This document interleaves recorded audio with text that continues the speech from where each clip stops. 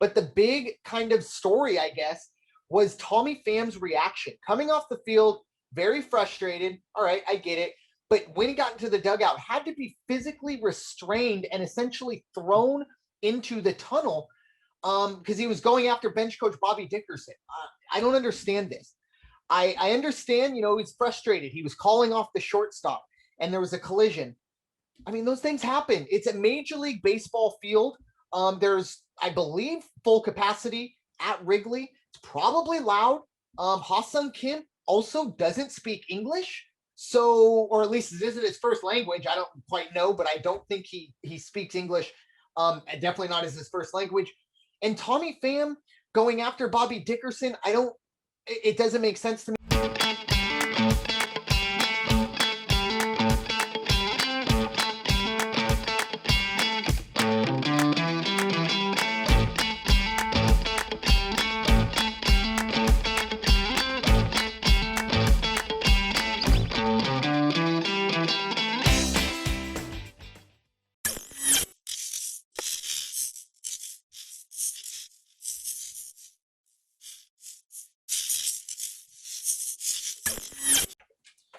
What is up, everyone? Brandon Ferst, AKA First Report, representing the First Off the Bench podcast network. Everyone comes off the bench. We are First. Welcome into another edition of the Changeup, breaking down everything that Major League Baseball has to offer.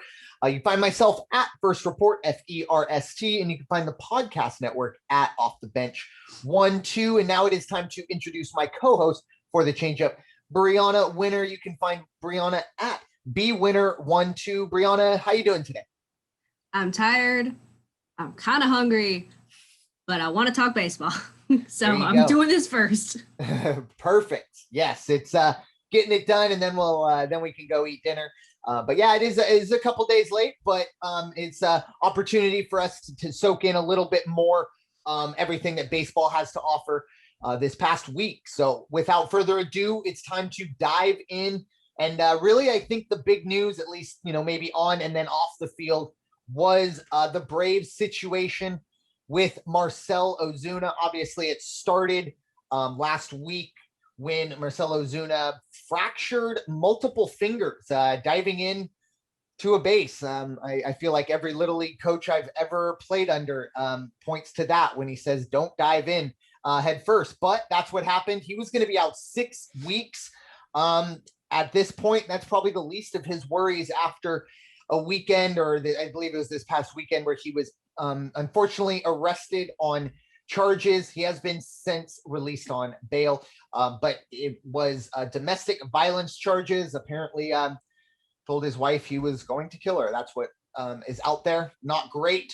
Really, at this point, we'd usually be talking about Marcel Ozuna being out 6 weeks for an injury.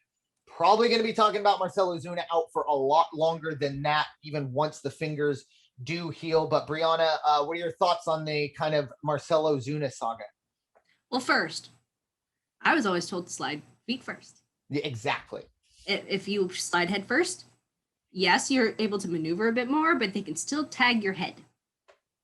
And that's a bigger part of the body than your feet. So I was always told to slide feet first, although I've seen a lot of people slide face first. So, I mean, what an idiot. Yeah. That's about sums up what I'm thinking about this arrest. Like, why? Just why would you even say it in the first place? She's your wife. Like, that should never happen. Although it shouldn't happen in general, but you married her. Why would you say that you were going to kill her? Yeah, it's a really bad look. Obviously, never is it a good look for this to happen ever. But obviously this situation, I'm sure there was something else involved. Usually it's alcohol, drugs, something like that. But usually it's alcohol. As a bartender myself, can attest to that. Alcohol makes everything a little crazier. Still, once again, no excuse for him to react, be whatever it is. There's nothing that could have been done for that she did for him to react that way. And for him now, it's a question of, I mean, you have to imagine his season is probably over. The Braves have already tried to inquire about how they can go about it and have already been told, look, he doesn't have to play for you anymore, but you can't void his contract. That's kind of the legalese. I don't quite understand that, but it is what it is. So they got to figure out what they're going to want to do with him. This is obviously a sensitive subject for most people, especially the female fans of baseball. I can't imagine too many of them will want to see Marcel Ozuna play for any baseball team, whether it's the Braves or any baseball team. So I can't imagine we see Marcel Ozuna play baseball this year. I mean, going off of that, though, there's already been so many women who watch sports or work in sports that have already said to multiple athletes who have been arrested, I believe Tyreek Hill was one of them, that they should not be playing anymore. Why did you sign him to another contract? Why are you giving this much money to somebody who threatens their wife, beats their girlfriend, or whatever they do? I mean, this is just something that tends to happen a lot. Yeah. And it shouldn't. I mean, look at Mickey Callaway. And we'll talk about that in a bit. Yeah, we will. And I don't want to mitigate. I don't know. I think they're a bit different. Obviously, look, physical violence. I know, but I mean, worse, the way you said it, though, it was just what popped into my head. Mm-hmm. And it's true because, look, baseball, we're seeing, is it the Kim, and I always forget her last name. Ang? She's in, is it Na or Ning? Something like that. Yeah, NA or NG. But anyways, we're seeing baseball. There was I'm sorry, I wasn't quite prepared for this, but there's a maybe rookie league manager, a female first one, and there's a lot of firsts for the females in not just baseball. We saw it as well in San Francisco with a couple coaches there, but we're seeing obviously more females in prominent roles. A lot of times they've always been there 100%, but maybe not right in front of your face. And now they're put into a situation where you brought up Tyreek Hill, and that is a great point because Kansas City will sit there and say, oh, well, he hasn't done anything, while he's been on our team. But there's a lot of people who forget there's a reason why Tyreek Hill was drafted so low, why he dropped so far. It was because, I mean, you just look what he did in college. It was terrible. It was far beyond threats. So that's a situation where it's almost like a professional team kind of, hey, well, it didn't happen when we were here. Well, you have now given this person an opportunity to now profit while they are, they're really fast. They can catch a football or whatever it is. Marcel Ozuna can ball really far, blah, blah, blah. Whatever that is. Well, it didn't happen on our watch, so we're okay with it. And I think it's a terrible precedent to set. And for the Braves, I mean, they're the team that has to, like I said, I can't imagine the Braves will want him on their team any further. And I can't imagine any female Braves fans will want to cheer him in any team, honestly. Whatever team he does go to. We've seen this with Aroldis Chapman, who is still somehow in the league. Addison Russell was essentially persona non grata and was sent to Korea. And then it was Roberto Osuna, who I believe ended up in Houston and was somebody that a lot of people, before cheating scandals, that was a big reason why the Houston Astros were one of the more hated teams in baseball because of their handling of Roberto Osuna, when the Blue Jays pretty much said, we don't want this guy.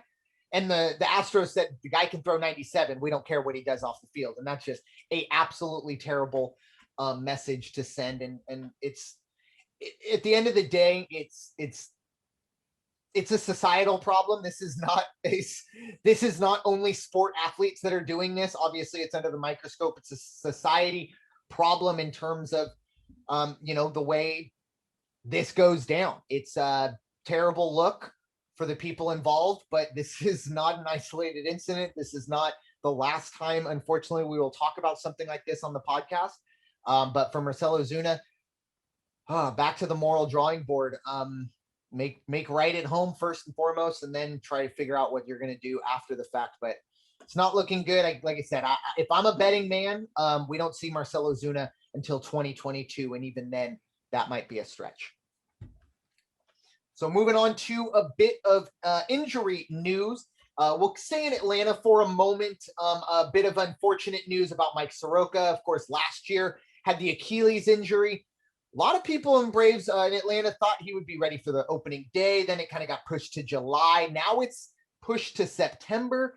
And I tell you what, you get pushed to September in June. I'm not going to expect to see Mike Soroka back this year. Terrible news out of Atlanta. They need all the help they can get. Not even looking at the Marcel Ozuna situation. In Colorado, Trevor Story, he's out with elbow inflammation. Doesn't seem to be too big of a deal, but he is out. Jack Flaherty, that one is a big deal for Mike Schilt. He'll be out a while with an oblique strain. And then Steven Strasburg, he goes back on the injured list. Obviously, just came back, and now this is a neck strain. Nothing to do with the fact that he took a line drive off, I believe, the forearm in the game he left before the IL. So really tough look there for Steven Strasburg as well. But Bryanna, what are your thoughts on the injury issues going on around Major League Baseball? I mean, it's going to happen. I mean, it's better to be now rather than later. I mean, with Mike Soroka, there's really nothing you can do about that, just because it is something that you need to fully heal from first. So he needs to take all the time that he needs. In regards to the rest, that should be back soon. They should be back in the next few months. It's not going to be the entire season like one that we're going to talk about later in regards to the ups and downs, 3 up, 3 down. So, I mean, at least it's happening now. Again, I don't want anybody to get injured, but if they were to get injured, now is the time. Yeah. Especially since we're a month away from the All-Star break. And it's like you said, that nobody is, their season's over. Now, like I said, Mike Soroka probably, but that he hasn't been around anyway. And once again, it's not guaranteed. But yeah, all these guys, even Flaherty, probably a month or so once they get these, once they kind of get that figured out. Not the Dustin May situation where we know he's out for, maybe even a little longer than just this year. So for Major League Baseball, obviously, Steven Strasburg, it's tough look, and he's on my fantasy team, so it's just one of those things. Like, I finally got my injured list cleared off, and now I have 2 extra players figuring out what to do. I have 3, there. So yeah. Yastrzemski is one of them. Simmons is day to day now, and Trout, we obviously know about Trout. So. I mean, it's happening to me, and I'm currently down 20 points because my pitchers have not done well. Yeah, it's tough, but it like you said, this happens. It happens every year. Maybe a little bit more soft tissue injuries, things like that. But it's unfortunate. But all these teams will probably get these guys back, with probably the exception of Mike Soroka. But even that isn't a open and shut case there. So moving on to. Jacob DeGrom, look, this is a guy who deserves his entire moment to kind of talk about what he has been doing out in New York. He is the first starter since 1964 to enter June with an ERA under 1, currently at 0.71 ERA. The modern day record for an entire season. And when I say modern day, I kind of post World War II. But Bob Gibson in 1968 had a 1.12 ERA. Now, the question we'll be discussing here, and I'll put it to you first, Bryanna, 1.12 ERA. Does Jacob DeGrom break that record this season? If we were in last season, maybe. But I don't know if it even would have counted last year. This year, there's still too much to play. So maybe ask me that question months down the line if it's still like this. Not going to go out on a limb for me, huh? No, because there's no way to tell if it's going to happen or not, because we're only like 3 months in and we still have months to go. That's fair. So I will ask me again in like August. I will actually. I'll go out there and I honestly, I don't see it happening. For a multitude of reasons, with all due respect to Bob Gibson, I don't think he was facing the talent in terms of the batter's box 1 through 8 that you'll get. Now, obviously, Jacob DeGrom benefits from playing in the National League in terms of, whatever 2 at bat or 2 at bats facing the pitcher, more than likely at least 1 in most situations. And for DeGrom, if you want to have a 1.12 ERA, you pretty much have to go 7 innings of 1 earned or less for the rest. I mean, you go 6 innings, give up 3, 4 earned runs, the record's gone, or it's almost impossible to get. You have to be so good all summer long. And we all know what happens, in July and August. It gets hotter. Excuse me. It gets hotter. We all get maybe a little more sluggish in the summertime, things like that. And then, those New York summers, it's going to be tough. I don't think he will, but I'll tell you what, he's still, for me, the best right-handed pitcher of this generation. I still give Clayton Kershaw the nod in terms of the left-handed side, but Jacob DeGrom is doing things I haven't seen really since either Pedro or Clemens, and even Nat, not as consistent as Jacob DeGrom has been. I really do think we're taking it for granted how good Jacob DeGrom is, and unfortunately, I'll get to it here in a bit. The Padres are probably going to get a front row view on Saturday of what that is going to be like. But without further ado, it is time to step into the winner's circle with Bryanna Winner as she gives us what's going on in Anaheim with the Halos. All yours, Bryanna. First, I think DeGrom is probably going to win a Cy Young this year. Oh, yes. Yeah. Yes. He's going to win. I don't. Barring injury. Yes. There's really nobody else that can catch him right now. Well, I alluded to this first one a little earlier. Callaway. So he has been officially fired by the Angels. He has also been banned by MLB at least until the end of the 2022 season. I mean, it should be longer. I feel like it should be a lifetime ban. But, I mean, they'll do what they're going to do. I mean, I don't have a say in it. Obviously, I'm not going to know all the facts. I'm just going to be told what's from the media. So, I mean, if I was in a front row seat and I was one of those girls, yeah, I'd want it to be a lifetime ban. So the next one, they've extended their contract with Tempe Diablo Field through the 2035 season for spring training. So they're still going to be playing in Arizona for spring training.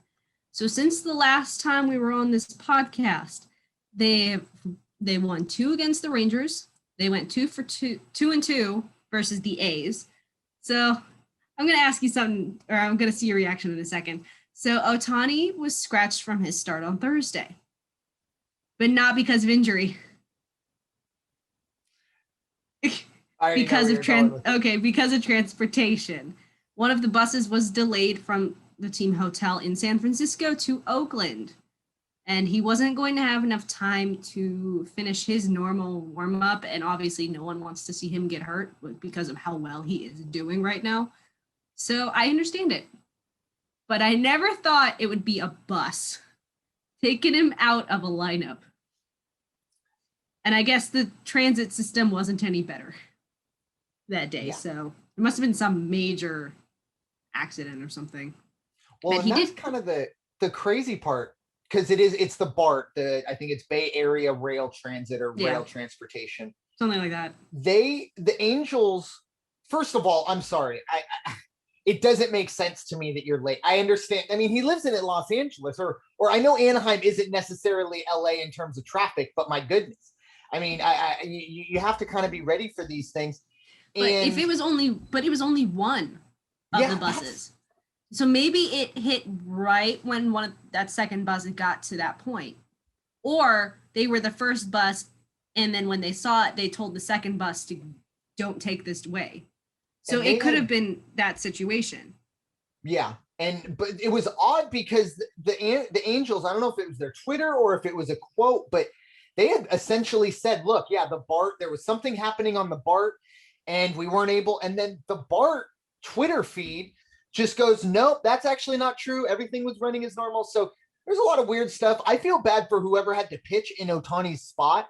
Not really anybody's Sandoval. Fault, but who was it? I think it was Sandoval. Okay, I mean, that's tough. You're not ever ready for that because, everyone's mind is, hey, Ohtani's getting the ball today, or at least in the pitching, on the pitching side of things. Probably a little disconcerting, but at the end of the day, I'm sure the Angels will now take contingency plans to make sure that this doesn't happen. But with kind of all the saga going on in Oakland, who knows? They might only have a couple more years of having to deal with that. But anyway, back to you. But he did pitch the following night. He did give up all 3 of the Oakland runs. But he pitched 6 innings. All of those runs were earned. He gave up 3 hits, 4 walks, but did have 5 strikeouts. And then the following 2 days, some Monday and Tuesday, they played San Francisco. Obviously, Ohtani is not going to be in the lineup at all because you can't DH at a National League park. The one thing I got from this, Justin Upton did collide with Keen Wong during the 4th inning in yesterday's game. Yesterday was Wednesday. I don't know why I'm thinking. Maybe they had Monday off. But he's expected to be just fine. So I have not looked at tonight's lineup yet. So I don't know if he's in it or not. But I mean, that's a good sign that it's not something like Fowler's injury. But they're facing Seattle today through Sunday. And then their schedule next week is actually pretty easy. So they really should take advantage of that because right after that, they are facing the A's again. So next week, they've got the Royals Monday through Wednesday, and they're in Arizona Friday through Sunday. And then the following 3 days, they're against Oakland. So they really need to take advantage of these next few days. But that's it for my winner's circle. Hopefully, maybe something will happen because it always does. Yeah, exactly. Yeah, it's a little tough, but like you said, this is an opportunity. The next 6 games, I think you said, you got to feel like 4 or 5 wins or else, or bust. But we'll see how that goes. As time to talk a little bit about Upton. And Upton is in tonight's lineup. There we go. Okay, so he seems good to go. No worse for the wear. So good to hear. For the Padres, it's been.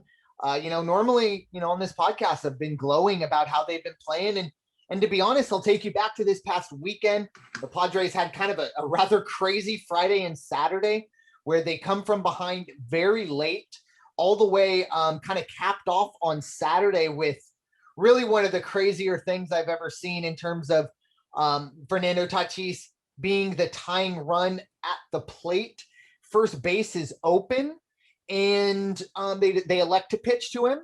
I understand it, I guess, somewhat. You don't want to put the tying run on base, but he is the player of the month for May.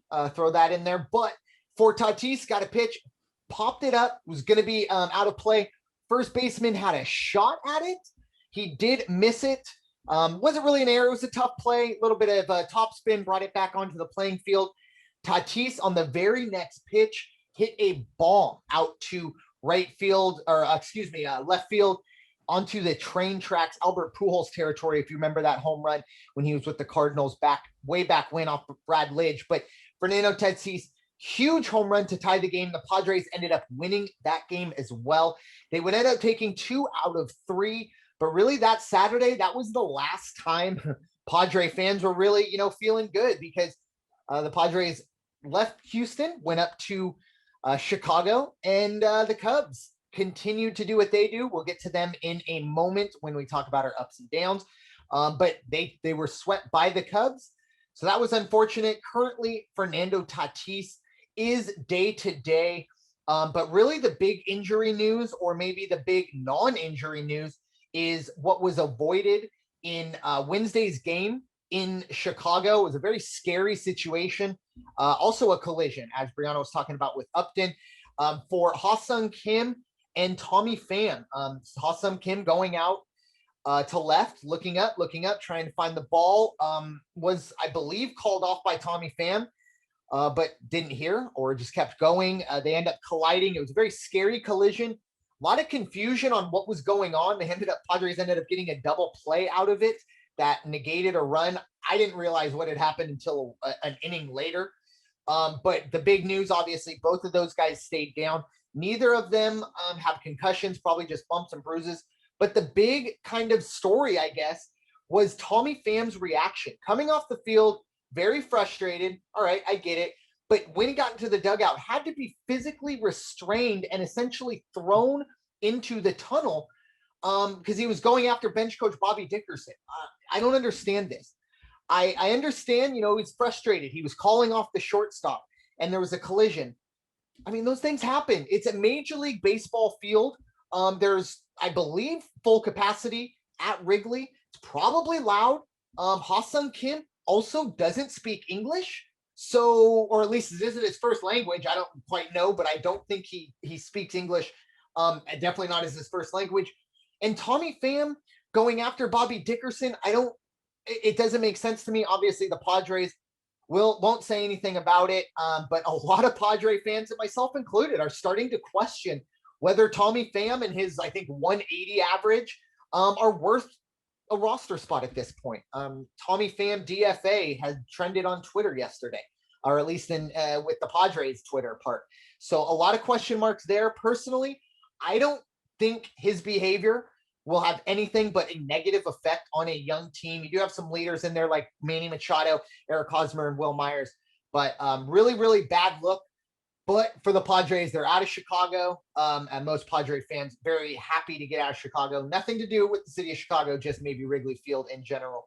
But moving on to looking ahead, it is, of course, a 4-game set starting tonight, Thursday, with the New York Mets. And as I kind of alluded to earlier, they will get Jacob DeGrom on Saturday. He'll face Joe Musgrove in what, Joe Musgrove has maybe been the Padres' second best pitcher. Yu Darvish will get the ball tonight. He's definitely been the best starter. And after the Mets series, the Padres will get a chance to get a little bit of redemption as the Cubs will come into Petco for their 3-game series starting next week, Monday, Tuesday, and Wednesday. Currently, the Padres sit a game behind the Giants. Giants still sticking around. The Padres are in second place. So it'll be interesting to see how the Padres deal with the next 7 games against a team that's very, very good with with the best pitcher in baseball. And then a team that just, a week ago ended up sweeping this team. So we'll see how the Padres do in this 7-game stretch. Very, very important. Once it's over, they'll finally get an off day. I believe it's been 17 games in 17 days. So get an opportunity to maybe rest up, hopefully after a nice little 5-2 homestand. But that's all I got for the Padres. Now it is time to talk about 3 up, 3 down, and best place to start. Well, maybe not best, but most convenient place to start is Chicago. That's for me. Yes, exactly. The Chicago Cubs, not only are they still there, they are 9-1 in their last 10. Obviously, after they swept the Padres, they are 32-23. Top team in the National League Central over St. Louis by a game and a half. But besides the sweep, I think maybe one of the crazier plays for both of us, and I think all baseball fans, was the Javi Baez rundown that never should have been. But Bryanna, Chicago Cubs, obviously near and dear to your heart. Got to feel good that your NL team's getting it done. But what are your thoughts on the Cubs and the Javi Baez play? I have no words for that play aside from pirates. I mean, there's no other way to describe what happened but pirates. Because like you were talking to me before, you are always taught as a first baseman, just step on the base. Don't run them down. If they're coming to you, step on the freaking base. I mean, it was good for me, but I saw that play and was just so confused as to what had happened because I had never seen it before. And you would think if he was going back toward home plate, he'd be out. Wasn't he safe? He got all the way to second. My point, Pirates. I mean, I'm happy for the Cubs. I just wish the Angels were in the same boat at this point. Big time surprise. I'll tell you what. I mean, obviously, there were a lot of questions in terms of, I think the biggest question was where's Bryant going to go now? How can the Cubs trade him? I mean, they have to keep him, right? I mean, there's no way a team in first place, and I don't think anything will change, or at least, I mean, I don't know if the Cubs will be in first place at the trade deadline, but they're going to be a buyer, excuse me. They're going to be a contender, no doubt about that. You can't get rid of a guy like that. So it's really a new question for the Cubs. But yeah, the Javi Baez play, a lot of athleticism. Javi Baez, really fun player, but this is the first baseman brain fart of epic proportions. I mean, like you said, if you're a first baseman, Pirates. never once in your career have you needed to tag that runner. Never once, unless you're playing some weird game that isn't baseball. Every single time, 11 times out of 10, it's a force. It's never not a force, and he's running him down. And like you said, I was somebody who, like, I firmly believe that, and it isn't the case. I was mistaken, but I thought that, once you start running back towards home, you are going to be immediately considered out. And I think maybe it was in my head because I had never seen anything like this. So, if no one's ever done it, it must be there. But like you said, it is the Pirates. It is them being, well, the Pirates is kind of what we expected from this team.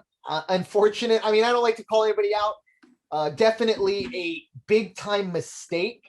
But for the Pirates, not a play they're going to put on their little, opening video montage at PNC Park. But I think the Cubs might. Play that. But really, really tough look there for the Pirates. But look, I will give credit where credit is due. Not as much as everyone's given. Javi Baez, great heads up play, great hustle, fantastic.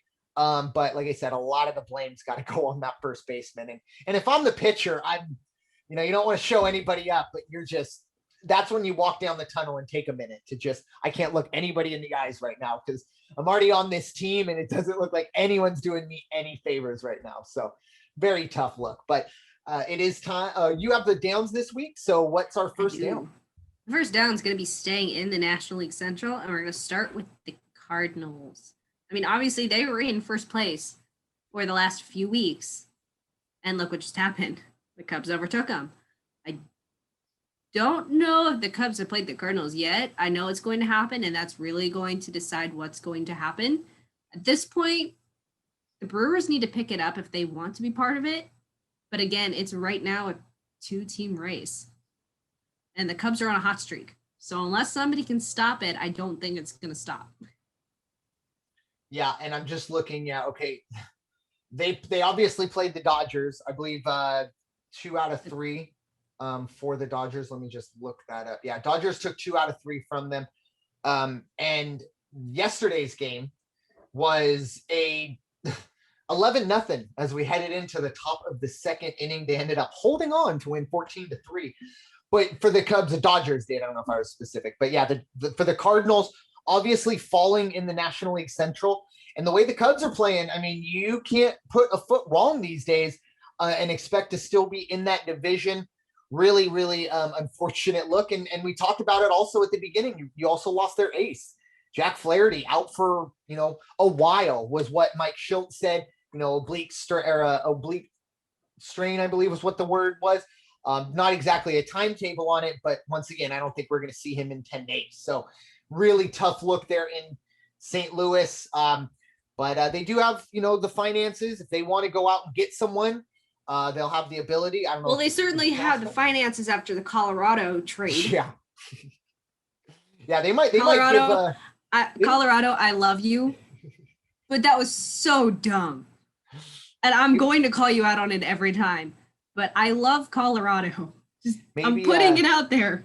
Maybe the Cardinals call up the Rockies and be like, hey, why don't you send us $20 million and Trevor Story, and you can have our 3 best prospects all over again. We'll have that start over all over. But yeah, the Rockies, that's going to be one that haunts them for a very long time, especially here on this podcast. Never going to miss an opportunity. Again, I love Colorado, but that was so dumb. Yeah. Great state, great area. Not a great front office, but no. Moving to our second up, we will, it is a team we talked about somewhat earlier, the San Francisco Giants.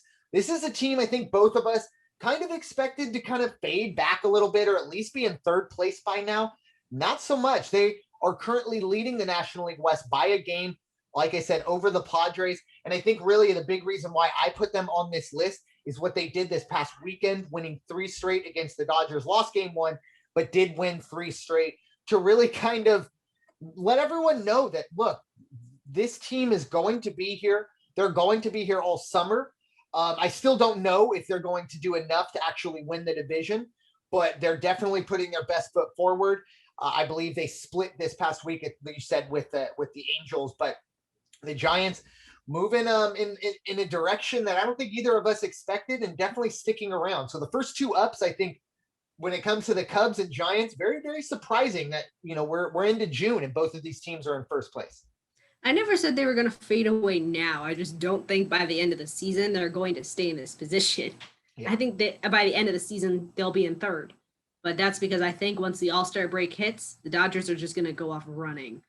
So, I mean, good for the Giants, though. And good for us because we could say the Dodgers are in third. Exactly. No, third place teams don't matter, as reference to my buddy. Exactly. Who was, talking smack. I don't think they're going to stay there. No. But it's just fun. It's nice. You put it on the refrigerator and remember for a minute. But what's our second? I mean, our third down is going to be even. Yeah, that's true. But what's our second down? The second down is coming from the AL East. I mean, it should come as no surprise. The Orioles, they have the worst record in the league at 19-37. Everybody at least has I think the Pirates have 20 wins. But other than that, everybody's got 22 wins and higher. So, I mean, they deserve to be here. Yeah, this is a team that, let's see, they're 2-8 in their last 10. They've won 2 in a row, but I believe they had gotten up to 12 or 13 in a row losses. That's pretty tough in baseball. I mean, maybe not as hard as winning that many in a row, but I mean, eventually you feel like you got to have a good day. You got to have you do have John Means, who's a pretty darn good pitcher, but you're right. This is where we expected the Orioles to be. That's definitely a 4-team race there in the East, maybe even a 3-team race. But for Baltimore, the drawing board, back to it you go, because this is a team that's probably going to finish with the worst record in baseball, currently 19-37. Like you said, only team without 20 wins. Like I said, 16 games back. And we just started All-Star voting. Not a great look for the Baltimore Orioles, but a look that I think we all expected to see at this point. So moving to the third up, it's a team that, has very quietly just kind of is still just there. Not anything crazy. They're not like the Cubs or the Giants in terms of, oh, look, they're in first place. They're just a team that when I was going through and looking and just kind of going, wow, what are you guys still doing here? But it's the Seattle Mariners sticking around in third place in the American League West they were 28-28 when I did this. They are now 28-29, but they're 7-3 in their last 10, despite losing 2 in a row. Sit only 4.5 games behind the Oakland A's. Once again, probably far-fetched, but after the offseason that this team had, whether it was the Rotary Club disaster or a couple of the other things, it's just nice to see Seattle, maybe sticking around a little bit. Maybe not as nice, for Angels fans, because that's the next team that they want to overtake. But for the moment, the Seattle Mariners just kind of pesky, sticking around right there. Well, it's all going to depend on what happens in these next few days, because the Angels are only 2 games back on them. So you don't know. Angels could be moving into third by the end of the weekend. It all is going to depend. I mean, I'm okay with the Mariners here, as long as they can bring the Astros down. That's all I got to say. Yeah. Speaking of my down, this is going to be fun. The third and final down is actually the Houston Astros. They are 5-5 in their last 10 games. They did lose 5-1 against the Red Sox today as I was writing this. But that's not the least of their worries. One of their pitchers, Kent Emanuel, is now out probably for the rest of the season. He only made it to the majors this year, and he got called up after his 80-game suspension.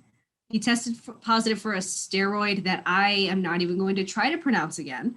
So that tells you what kind of a steroid it was. He still denies it to this day, but he tried to hold off on surgery as long as possible, but the pain just became too much. So he's getting a season-ending surgery on his UCL.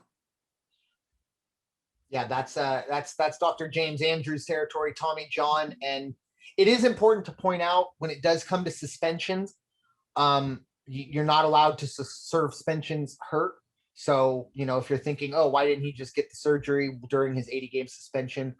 the suspension would not have started until he was fully healthy. Don't quite know how they police that, but anyways, he had served it. Now, unfortunately, we'll have to deal with that. And look, there's a lot of people now. Barry Bonds, Mark McGwire, Sammy Sosa's not really in this group, but there are a lot of professional athletes who will tell you the reason they do.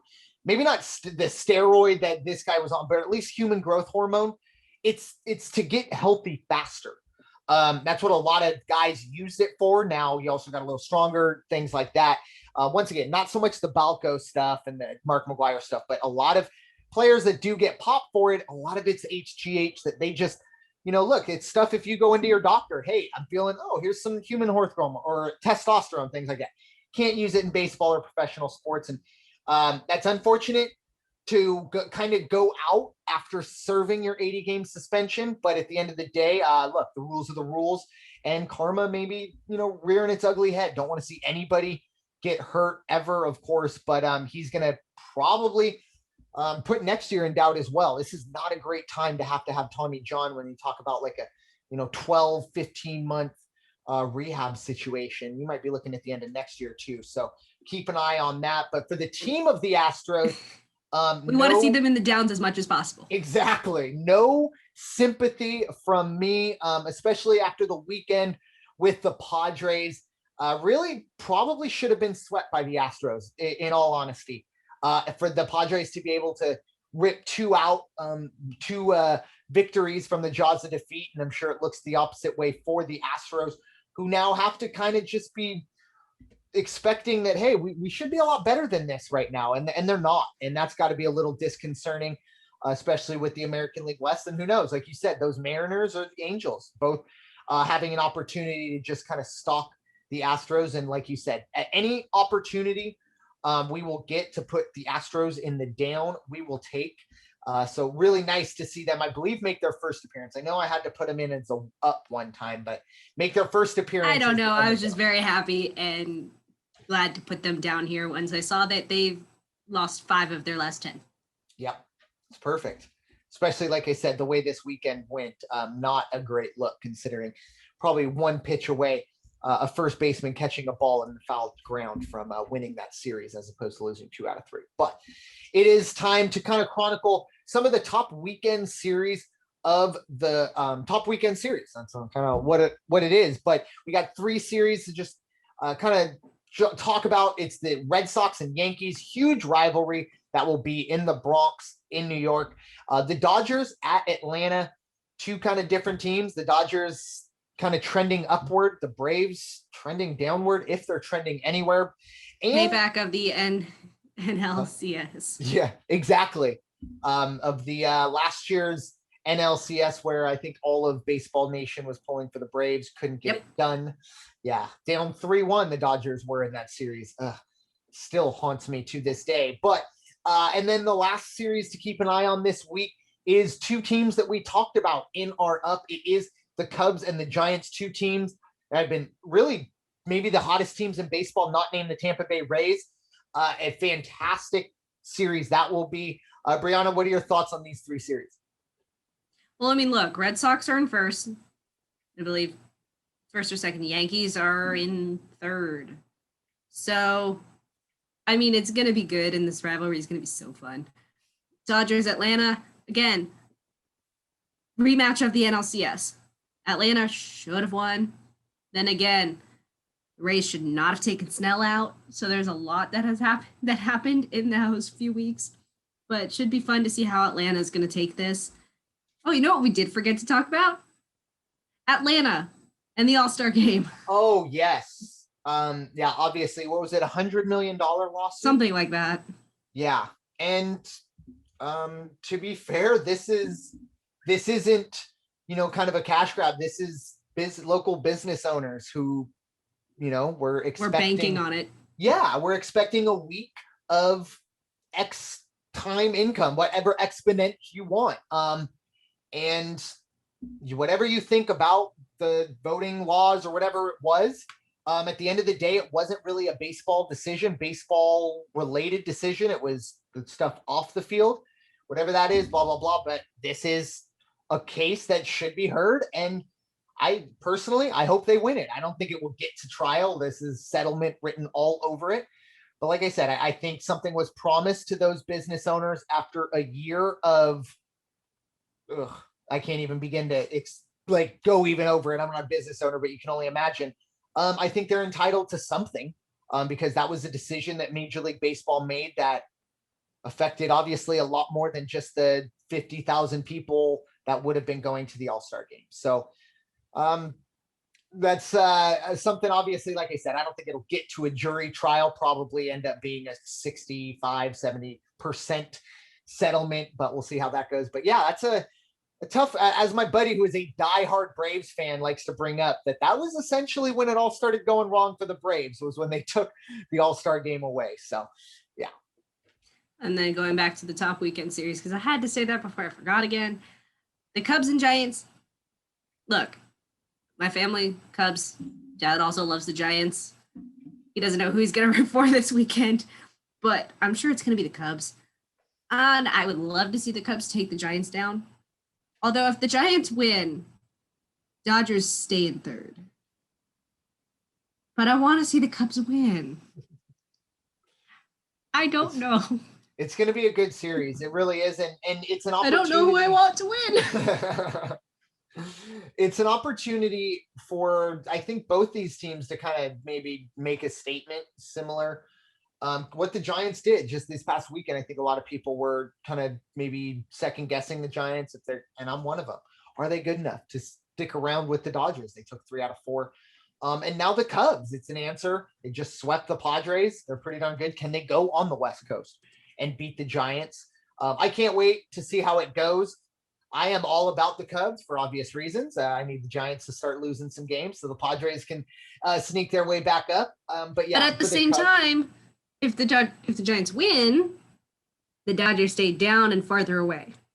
Yep, and I'm more concerned Padre wise, but because I'm in your boat as well when it comes. You don't know who Dodgers. You want to win. Yeah, no, not in who, but in terms of what we expect from the Dodgers come September 25th or whatever it is. I think we both expect the Dodgers to be at the top. To enjoy this as long as we can would be nice, but I think for the Padres' sake, they might be going up against the Giants a little tougher than they expected come late in the year. So any opportunity the Giants can slip up, I am all for. But I think it's going to be a really good series between two teams that neither of us expected to be here when we did our first podcast of the regular season. But again, I don't know who I want to win. Any final thoughts, Bryanna, for another episode of the Changeup? Well, I think my final thoughts were going to be that All-Star lawsuit, just because I thought of it right then and there. But I mean, it was a good segue. But again, Giants, Cubs, I don't know. Because I want to just milk the fact that the Dodgers in third, and I don't want them to catch up. Hopefully the Dodgers will get swept somehow, some way. I don't know who they're playing as. Oh, Atlanta. The Braves, obviously, duh. But yeah, who knows? The Braves can maybe turn around some of that their bad voodoo. Try and maybe help out the NL West and help out this podcast by keeping the Dodgers down in third as long as possible. But yeah, it's going to be a good weekend as we're starting, month number 3 of baseball. We're starting to get more clear view who the contenders and the pretenders are. And this weekend will be no different. Even, the Yankees and Red Sox, maybe not the vitriol that it used to be back in the early 2000s, but it's still a series, both teams chasing the Rays. And I don't think their fans like each other. And it's probably been a little while since they all got together in full capacity. So it might be a couple shenanigans going on in the stands. Be safe out there, but send us your best fight videos. Just kidding. But that is all we have for you here on the Changeup. My name is Bryanna Ferst AKA Ferst Report, and it is time. This has been the First Off the Bench podcast network. Everyone comes off the bench, but we are first. It is time for you all to go wash your hands and stop hating everybody. Take care.